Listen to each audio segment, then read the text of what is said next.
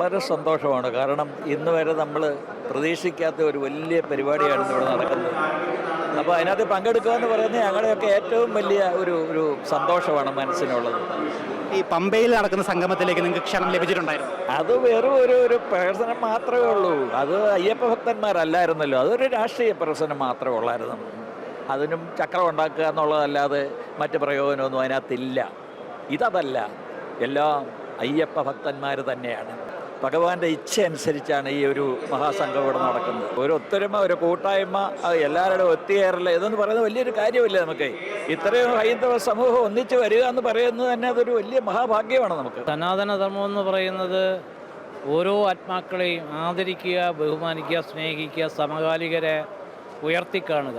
അത് ആത്മീയമായ ഉന്നതി ഉള്ളവർക്കേ പറ്റുള്ളൂ. അഹങ്കാരത്തിൻ്റെ കണ്ണുകൊണ്ട് അത് കാണാൻ കഴിയില്ല.